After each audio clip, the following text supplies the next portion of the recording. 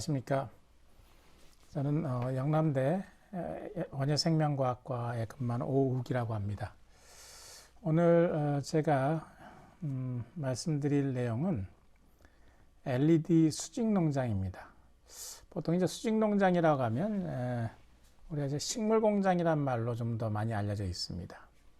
그렇지만 식물공장이란 말에 약간 부정적인 의미가 있고, 또한 그 식물공장이 수직농장 개념을 다 담지 못하는 부분들이 있어서 이런 수직농장이라는 용어를 지금 학계에서는 이쪽으로 가자고 어느 정도 정리가 된 상황입니다. 그래서 오늘 이제 발표에서는 수직농장을 식물공장 대신 활용하도록 하겠습니다. 그래서 LED를 활용한 수직농장에 관한 좀 기초적인 내용들을 좀 정리해서 말씀드려 보겠습니다.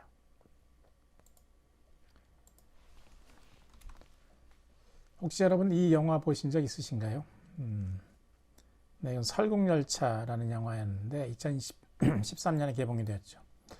그 당시 굉장히 좀 인기를 끌었고 또 뭐 다양한 그런 얘기거리가 나왔던 것인데, 저는 개인적으로 이 영화를 보면서 아무래도 전공 때문에 그런지 그 뒤에서부터 앞으로 앞칸으로 이제 전진해가는 그 주인공을 따라가다 보면 공간들이 나오는데, 그 공간들 중에 식물 공장이 나와 있는 요 칸, 여기가 좀 굉장히 인상 깊었습니다.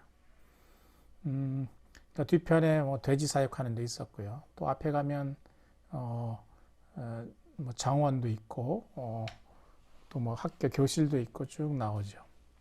그런 과정 중에 여기에 그 설원을 달리는 기차 안에서 이렇게 식물을 재배하는, 특히 이제 뭐 채소를 재배하는 이런 모습이 나옵니다. 굉장히 저로서는 좀 흥미롭게 봤는데, 이렇게 형광등에서, 그러니까 여기도 빛이 따로 햇빛이 들어오지 않는 공간이죠. 그래서 형광등을 이용해서, 그다음 요 밑에 이제 흙에 해당되는 그런 이제 매질들이 들어있는 이곳에서 온도를 유지해가며 식물을 재배하는 모습이 나왔습니다. 자, 또 다른 것인데, 이거는 이게 미국 뉴욕에 콜롬비아 대학의 딕슨 디소포모미어라는 교수가 도시 내에 이런 커다란 빌딩, 근데 그 빌딩의 목적은 식물을 재배하고 또는 가축을 사육하는 이런 공간으로서의 빌딩 농장을 제안했습니다. 그래서 여기 보시면 30층 높이에서 과일, 채소, 그다음에 곡물 이런 것들 생산하고, 거기에서 거기에 사용되는 에너지 혹은 거기 발전도 가능한 이런 장치들이 있고요. 그다음에 물을 또 정수하는 그런 기능도 있고요. 여기서 생산된 것으로 72,000명 소도시를 먹여 살릴 수 있다는 것이죠. 그래서 이거에 대한 발표가 있은 이후 전 세계적으로 이 도시의 빌딩형 수직농장에 대한 관심들이 높아졌습니다. 뭐 공사비라든지 작물 매출이라든지, 그 다음에 또 이게 도시 내에 있고 또 독특한 어떤 풍광을 만들어내기 때문에 그런 이제 관광 산업에서도 뭔가 매출이 생길 수가 있는 것이죠. 그리고 여기 유지 관리비가 좀 들어가겠습니다. 그래서 이런 제안이 뭐 그 당시에는 좀 허무맹랑할 수도 있지만, 지금 10년이 지난 지금 이제 다양한 기술들의 개발을 통해서 뭐 이것도 불가능하지 않고 또 실현 가능성도 높아지고 있다라고 볼 수가 있겠습니다. 그래서 이 수직농장이란 무엇인가를 살펴보면 식물이 자라는 데 필요한 빛, 온도, 이산화탄소, 습도, 기류, 무기 영양, 이런 것들을 작물 재배 환경이 생산 목적에 맞게 제어하고 수직 방향으로 여러 단을 쌓아서 재배단에서 동시에 작물을 재배할 수 있고, 생산 공정이 자동화되고 연속적으로 계획 생산할 수 있다는 것이죠. 그래서 어떤 기상 조건을 혹은 뭐 지하부에 뿌리가 자라는 곳에 환경 조건을 최적으로 제어할 수 있고, 그 다음에 단위 면적당 생산성을 높일 수 있도록 수직 방향으로, 그래서 이제 수직 농장이죠. 그래서 여러 단, 뭐 이런 식으로 여러 단을 재배할 수 있는 그런 방식입니다. 그 다음에 이 시설이 식물 재배에 맞게 제어가 되는데, 그게 연중 지속적으로 그런 시스템을 갖출 수가 있습니다. 그렇기 때문에 여기에 자동화 시스템을 넣을 수 있고, 연속 생산이 가능하고 계획 생산이 가능하고, 뭐 이런 어떤 공장식으로 식물을 생산할 수 있어서 식물 공장이라는 말을 쓰기도 하는 것이죠. 특히 뭐 아시아 쪽에서는 식물 공장, 특히 일본에서 시작이 되어서 식물 공장인 용어를 많이 썼고요. 북미에서는 이제 인도어 파밍이라고 해서 실내 농장이라는 표현을 뒀습니다. 그러니까 건축물과 흡사한 그런 공간 안에서 환경을 조절하면서 식물을 생산하는 그런 농법이라는 의미가 들어 있습니다.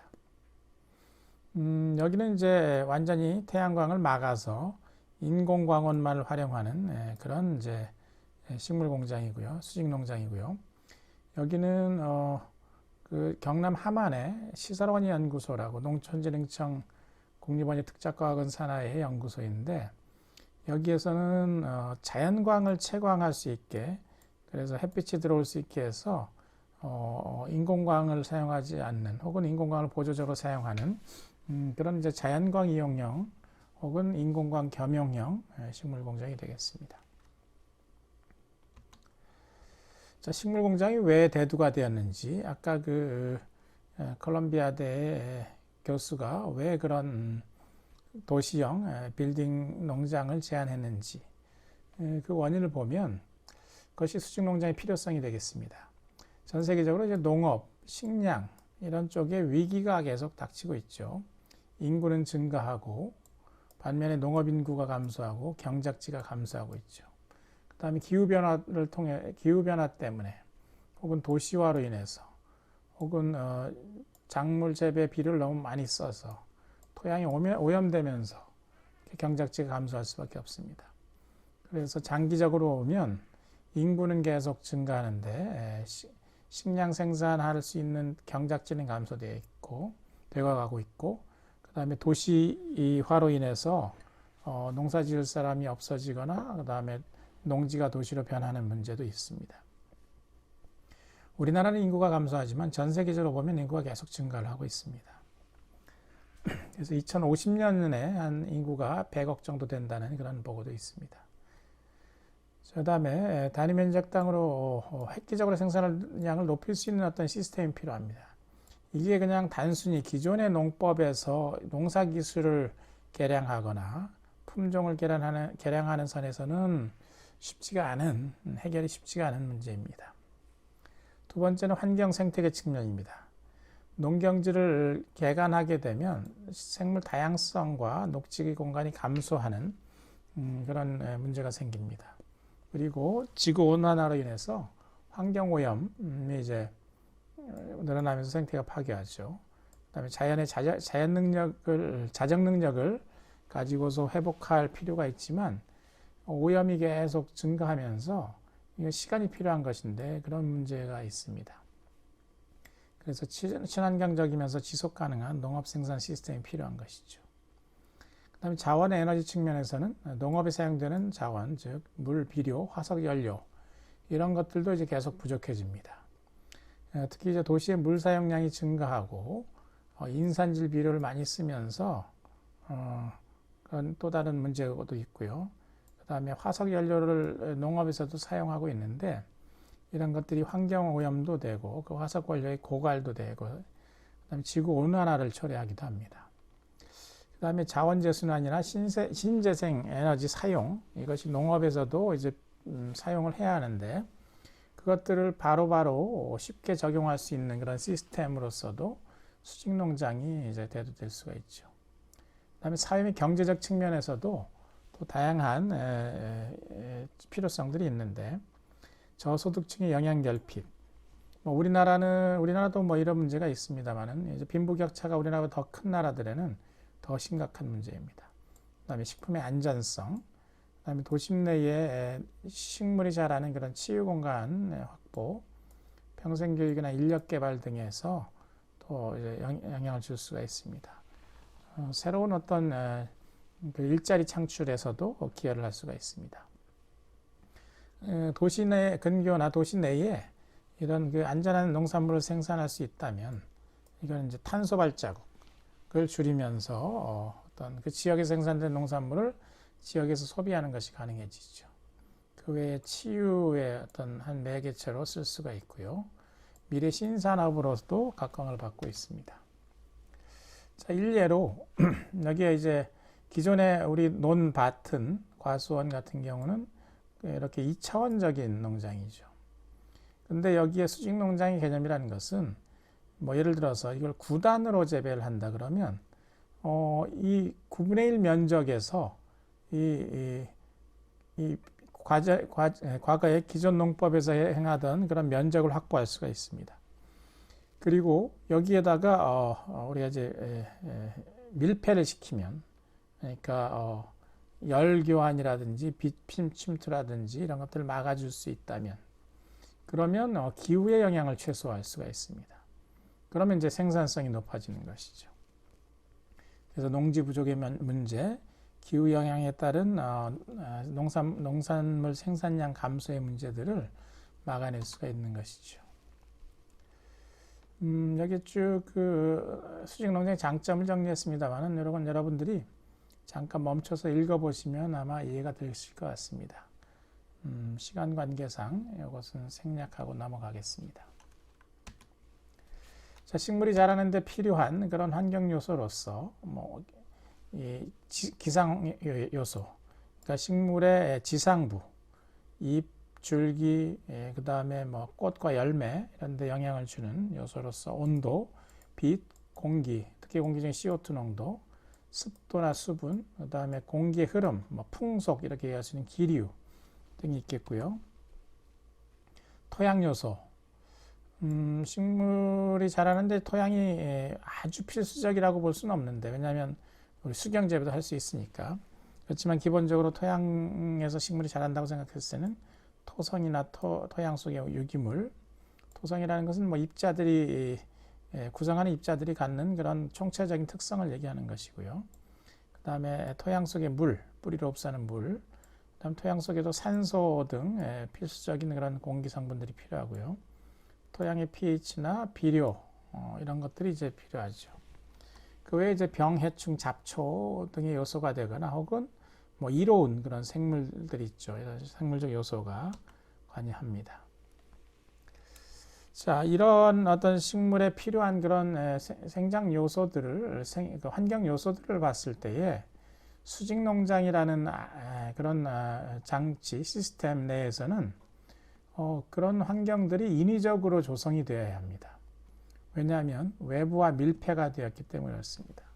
그러니까 온실에서조차도 자연스럽게 이렇게 공급이 되고 어떤 교환이 되는 그런 환경 조건들이 있는데, 이 수직 농장에서는 밀폐도를 더 높여서 뭐 열의 출입도 줄이고요. 그다음에 생물, 뭐 병해충의 출입도 막아내는 뿐더러 또 햇빛도 막아서 인공광원이 필요하고, 그 다음에 물과 비료도 인공적으로 수경재배를 통해서 공급을 해야 되는 그런 상황입니다. 자, 그래서 그 구조를 한번 보시면 외부 구조물, 그래서 열과 빛을 차단하고 밀폐된 공간입니다. 그리고 그 안에 두 번째 인공조명과 재배단이 들어가죠. 이렇게 햇빛이 안 들어오는 공간이기 때문에 이렇게 인공조명을 달고, 그 다음에 그 식물이 자랄 수 있는 이런 재배단, 뭐 이제 이 자연 토양에서는 흙이 담당하는 그런 것을 이제 어떤 구조물로서 만들어냅니다. 그다음에 보통 LED가 많이 요즘은 쓰이고 있고, 그다음에 형광등도 과거에 주로 쓰였던 것인데 요즘도 뭐 조금 쓰이고 있습니다. 그다음에 온도와 기류를 만들어내는 적정한 온도를 유지하기 위한 히트펌프라든지 혹은 냉난방기가 필요하고, 전체적으로 식물이 자라고 있는 곳의 온도가 균일하게 하기 위해서 여기에 팬을 달아서 아래 위, 그 다음에 좌우로 공기의 흐름을 만들어냅니다. 그리고 적절한 기류가 있을 때 식물이 잘 자라죠. 그 다음에 이산화탄소 공급기가 필요합니다. 식물은 잘 아시다시피 이산화탄소를 흡수해서 광합성을 합니다. 그리고 산소를 배출해내죠. 그래서 식물이 계속 활발하게 자라면 CO2 농도는 낮아지고 산소 농도는 높아지게 되어 있습니다. 그러면 식물의 광합성에 필요한 CO2가 부족해지면서 식물의 광합성 효율이 떨어지게 되죠. 그래서 인위적으로 이렇게 CO2를 공급해주는 그런 장치가 있고, 보통 여기에 대기의 CO2 농도가 지금 현재 400ppm인데 그거의 2배 이상 이렇게 CO2 농도를 높여주게 됩니다. 그 다음에 양액 공급기, 비료와 물을 공급해주는 장치이죠. 그리고 습도 제어기. 식물이 계속 이렇게 자랄 때 물을 공급하다 보니까 습도가 전반적으로 높아질 수가 있습니다. 또 반대로 여기에 에어컨을 돌려서 온도를 낮추려고 하다 보면 또 습도가 또 낮아질 수가 있죠. 그래서 제습기와 더불어, 제습기는 에어컨이 담당해 줄 수도 있습니다. 그래서 습도 제어를 할 수 있는 가습과 제습이 되는 그런 장치들이 필요하다는 것입니다. 그 다음에 전체적으로 센서를 통해서 데이터를 수집하고 알고리즘을 탑재한 그 컴퓨터를 통해서 여기에 있는 인공 조명, 팬과 히트펌프, 그 다음에 습도, 양액 공급, 이산화탄소 공급 이런 것들이 이제 복합적으로 관리되도록 이제 스마트팜 기술을도 여기에 접목을 하게 됩니다. 식물 공장에서의 작물 생산 과정은 노지와 그 전체적인 과정은 다를 게 없습니다. 다만 여기에는 인공 조명을 활용해야 되죠. 그래서 각 단계에 맞는 묘생장, 이식 후에 그다음에 식물이 많이 자란 다음에 적절한 그런 빛을 조사해 주게 됩니다. 그리고 이제 수확하는 단계, 포장해서 운송, 저장하는 단계들이 이루어집니다. 자, 오늘은 이제 시간 제한이 있는 그런 강의이기 때문에 식물 공장의 여러 요소들 중에 이제 햇빛의 차단으로 인해서 달라지는 그런 광 환경에 대해서 주로 설명을 드리도록 하겠습니다. 자, 식물 생육에 있어서 그 식물에 영향을 주는 그런 빛은 여기 붉은색으로 표시한 이쪽입니다.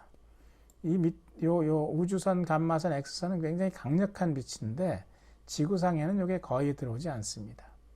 왜냐하면 지구의 대기권 위에서 이런 것들을 이제 막아주기 때문이죠. 그다음 자외선도 거의 이제 막아주죠. 근데 자외선 일부가 지구로 지표면으로 내려오게 됩니다. 그다음에 가시광선 우리가 이제 볼 수 있는 것이고 그 태양광 중에 이제 가장 풍부한 둘 중에 하나의 빛입니다. 적외선이 이제 그 두 번째 가장 많은 빛이죠. 그래서 보통 전반적으로 보면 적외선하고 가시광선이 비슷하거나 저외선이 조금 많은 그런 수준입니다. 그다음 마이크로파 전자파는 우리가 이제 다른 용도로 쓰고 있죠. 자, 이게 자외선 같은 경우는 아시다시피 여기에 그 가시광선에 청색광 혹은 자색, 보라색이죠. 이쪽 바깥쪽에 있다고 해서 자외선입니다. 보통 이제 식물의 키를 작게 하고 그 다음에 식물의 어떤 색소 생성에 도움을 주고 있습니다. 그 다음 가시광선 영역은 식물의 광합성 파장하고 이제 거의 일치합니다. 그 다음에 이제 적외선 중에 이제 짧은 적외선, 그걸 원적색광이라고 하는데 이게 식물이 개화하거나 줄기 신장하는 데 영향을 주고 있습니다. 그래서 이 400에서 700나노미터라고 하는 이 파장대에 있는 청색광, 녹색광, 적색광은 가시광선 영역과 거의 유사한데 이 파장대가 광합성에 유효합니다. 그래서 광합성 유효 방사라고 부르고 영어 약어로는 PAR라고 하죠. PAR.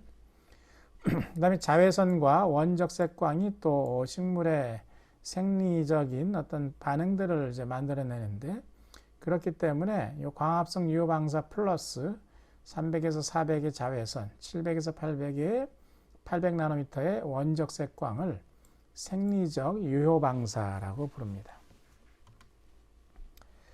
빛은 이제 빛의 양, 빛이 우리가 빛이 세다, 약하다 이렇게 할 때 그런 것들을 이제 모으면 더하면 이제 광량이 됩니다.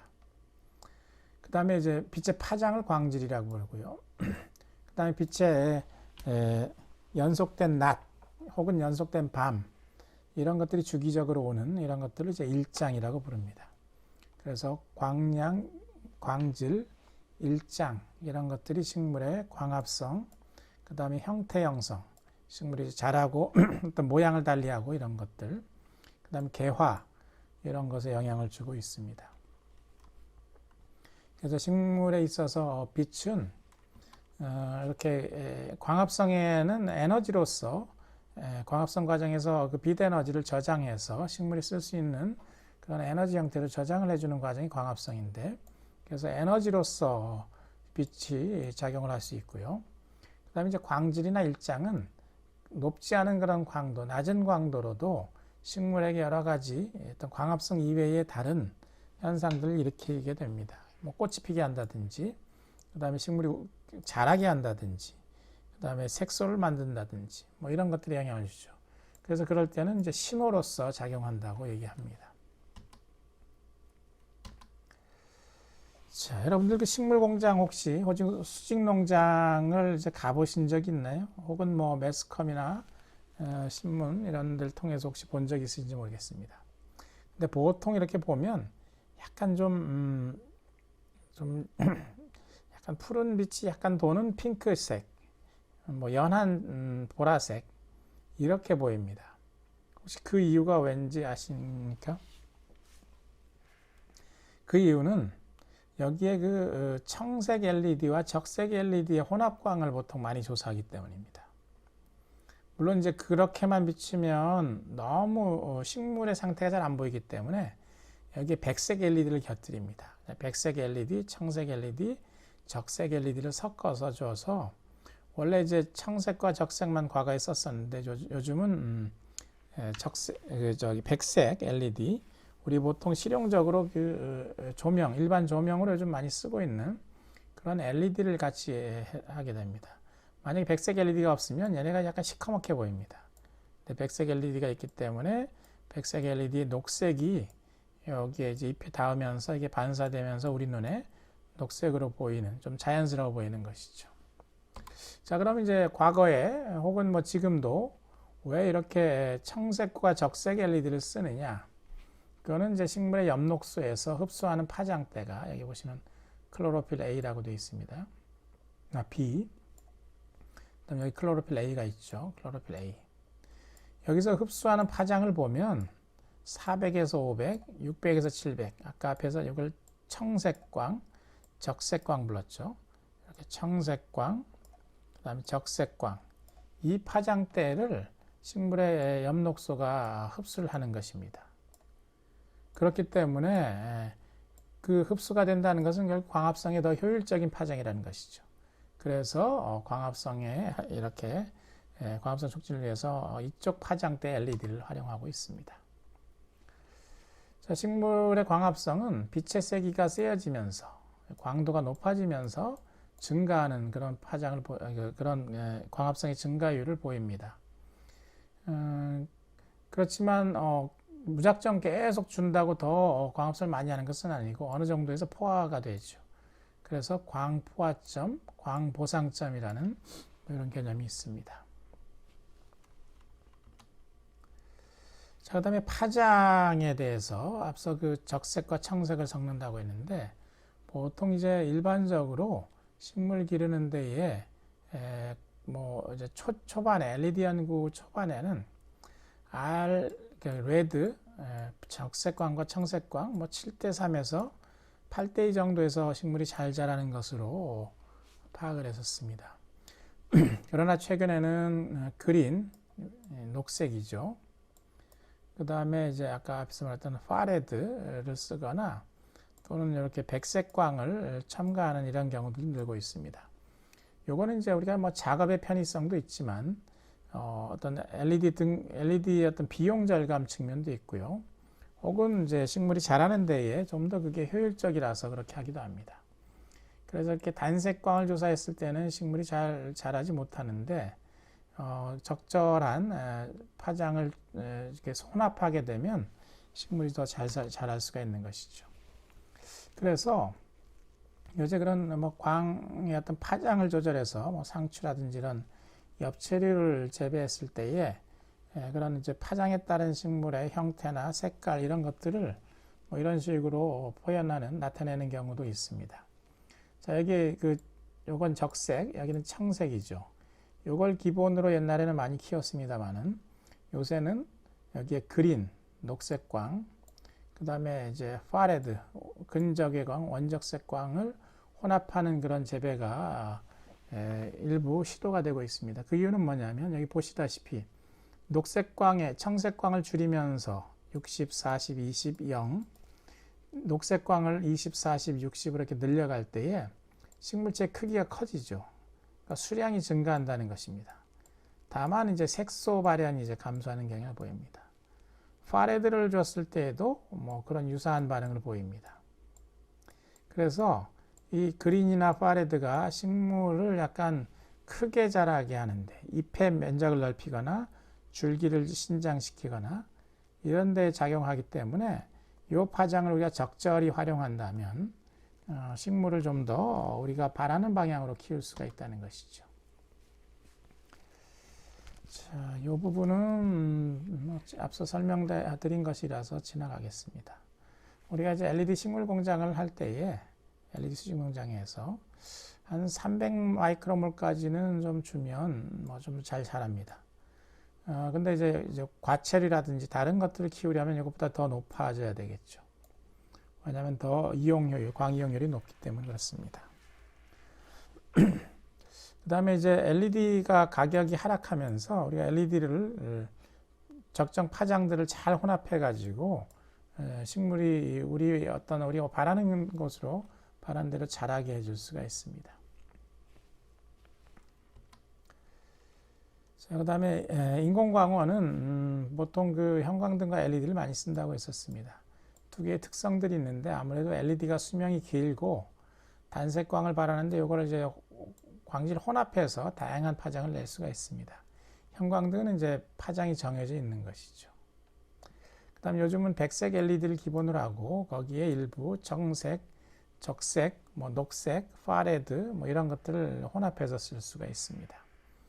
그리고 광을 좀 더 효율적으로 식물체 잎에 도달하게 하기 위해서 보통 이제 위에서 밑으로 조사하는 방식이 있지만 옆에서 조사하거나 아래에서 위로 조사하는 방법, 그 다음에 그 LED 식물 쪽 말고 그 반대쪽에 반사갓을 씌워가지고 이 빛을 전반적으로 다 식물이 있는 쪽으로 가게 하는 그런 방법도 있습니다. 또한 이제 균일한 그런 광조사 가능하게 할 수도 있죠. 그 외에도 이제 펄스, 껐다 켰다를 아주 빠른 시간 내에 하는 방식을 통해서 끈 시간만큼 에너지 절감하는 방법도 있고요. 그 다음에 생육 단계별로 광환경, 광질이나 광도나 뭐 일장 이런 것들을 변화시키는 그런 동적 제어, 뭐 라이트 레시피라고 부르기도 합니다. 뭐 이런 것들을 적용하기도 합니다. 자, 사람은 이제 눈으로 그럼 이제 시각이라고 해서 눈으로 사물을 인지하죠. 주변 배경을 인지를 할 수가 있습니다. 근데 식물은 이제 눈이라는 어떤 시각이라는 것은 이제 사람과 같지 않죠. 시각이 있다고 표현하기는 좀 그렇습니다만은 그렇지만 식물도 빛의 존재, 빛의 그다음에 양, 그다음에 빛의 파장의 비율 이런 것들을 계측할 수 있는 감지할 수 있는 그런 이제 장치가 있습니다.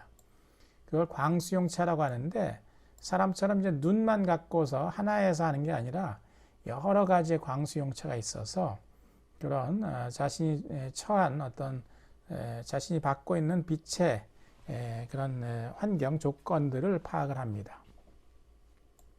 가장 많이 알려져 있는 것은 이제 파이토크롬이라는 것인데 얘네는 적색광과 여기에 그 원적색광, 레드하고 파레드의 비율을 감지를 합니다.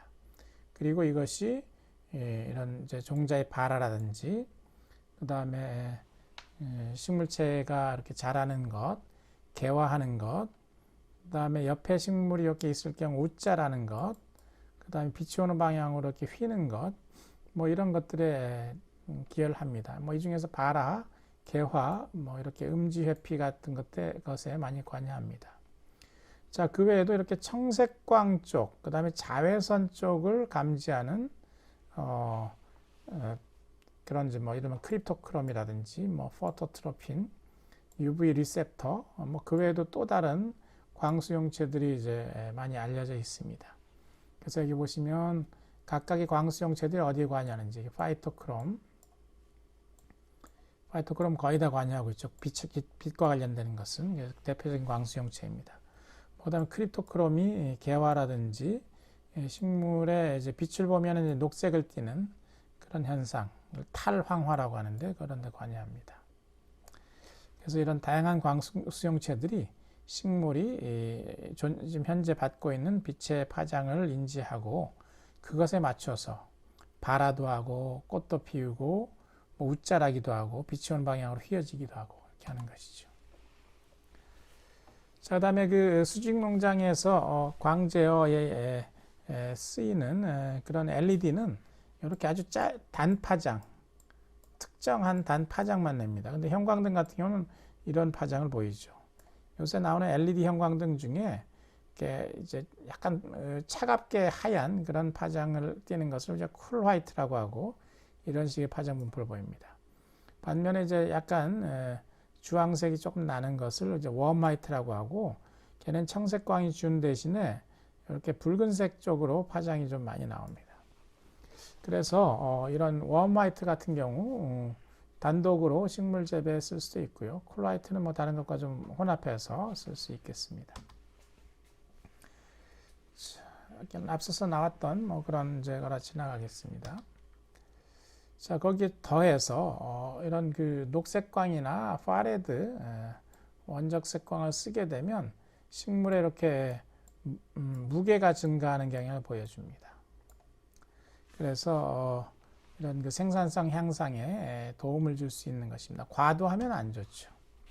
그 다음에 이제 아까 라이트 레서피라고 해서 생육 단계별로 다른 파장의 빛을 쪼여주는 것입니다. 발화하고 나서 얘네들이 파레드를 쪼여주면 얘네들이 이제 떡잎이 열리면서 잎이 좀 넓어지고 좀 키가 커지는 현상을 보입니다. 그리고 거기에 레드를 비춰주어서 줄기를 더 신장시키고 기능성 물질의 하나인 폴리페놀 증가를 시킵니다. 그 다음에 블루광을 쪼여주게 해서 막판에 싹기름 채소에서 막판에 쪼여줘서 줄기를 좀 두껍게 하고 색깔, 적색 계열의 색깔, 안토시아닌이 생합성되게 하는 것입니다. 그러면 수량도 이렇게 무게도 무거워지고 크기도 커져서 좋고 그 다음에 이렇게 나중에 품질 요소인 줄기가 튼튼해지는 것과 그 붉은색 색소가 형성되는 것까지 가능하죠. 뭐 중간에 이제 폴리페놀 생합성도 촉진되고요. 그래서 이런 식의 어떤 라이트 레서피에 관한 연구도 현재 이루어지고 있습니다. 자, 그 다음에 예를 들면 적색 쌍추는 적색이 잘 발현돼야 되죠. 그래서 그 색깔 발현을 위해서 우리가 광도, 특히 광도를 높이거나 UV광을 높여주거나 뭐 이렇게 할 수 있고요. 그 다음에 청상추에서 뭐 쓴맛이라든지 뭐 이렇게 우리가 졸립게 한다고 하죠, 상추. 그래서 천연 수면제로서 활용하기 위해서 그 물질이 많이 들어간 이런 것들도 만들어낼 수가 있겠습니다. 자, 전 세계적으로 이렇게 다양한 그런 식물 공장들이 다양한 규모로 이루어지고 있죠. 일본, 대만, 중국, 뭐 미국, 프랑스, 영국 이렇게 다 많이 이루어지고 있습니다. 우리나라에서도 이렇게 다양한 식물 공장들이 현재 지어지고 어떤 실용화 수준까지 이르고 있습니다. 그리고 실내에서 어떤 우리가 텃밭 기르기를 하고 싶어 하는 사람들을 위해서 뭐 이런 식으로 소형 재배기라든지 아니면 빌트인 형태의 그런 재배 장치, 키친 가든이 또 이제 개발이 되고 있습니다. 그리고 어떤 기능성 물질들이 많이 들어간 그런 이제 뭐 화장품이라든지 저칼륨 상추라든지, 그 다음에 어떤 그 추출을 통해서 우리 몸에 건강에 좋은 그런 물질만 추출해내는 이런 방식도 이루어질 수 있고요. 그다음에 GMO, 유전자 변형 식물들은 우리나라에서는 재배할 수가 없죠. 그래서 그런 것들을 식물 공장에서 재배하고 식물은 다 이제 없애고 물질만 추출하는 방식으로 해서 뭐 이런 것들에 대한 논의도 있습니다. 그리고 좀 대마, 안동이 대마 특구로 지정이 되면서 국내에도 의료용 대마에 대한 관심들이 굉장히 늘고 있습니다. 그래서 이런 의료용 대마는 보안 같은 것도 중요하기 때문에 이런 식물공장, 수직농장 시스템을 활용해 볼 수도 있겠습니다. 자, 그리고 여기 이제 마지막 슬라이드가 되겠는데요.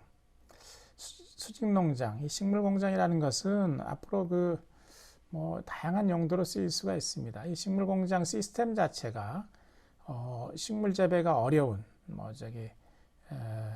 몽골이라든지 혹은 중동이라든지 아프리카 이런 데 수출이 될 수도 있고요. 그 시스템 자체와 거기 재배 노하우들이 그리고 어떤 미래에 우리가 농지 확보가 좀 계속 어려워지는 상황, 혹은 인류의 어떤 그 주거지가 해양 바닷속이라든지 땅속이라든지 극지방이라든지 또는 우주로 나갔을 때에도 이런 식물 공장 시스템들이 활용이 될 수가 있겠습니다.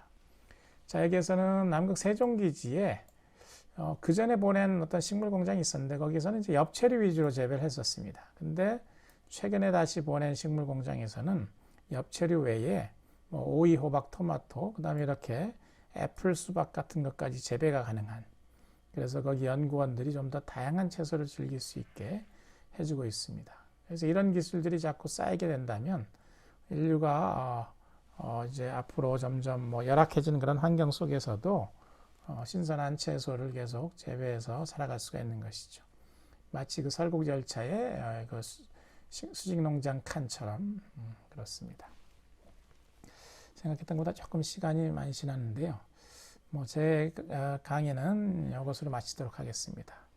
이제 앞으로 이제 농업이 과거의 어떤 약간 부정적인, 어떤 비과학적인, 약간 덜 산업화된 그런 이미지에서 다른 어떤 분야와 결합에 의해서, 융복합에 의해서 첨단 산업으로 지금 거듭나고 있습니다.